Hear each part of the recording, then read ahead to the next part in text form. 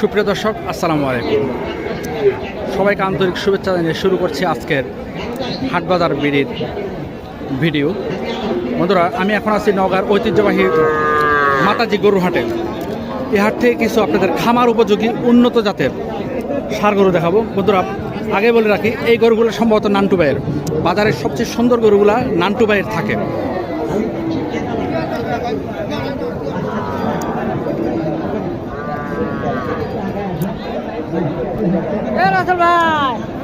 আসসালামু আলাইকুম।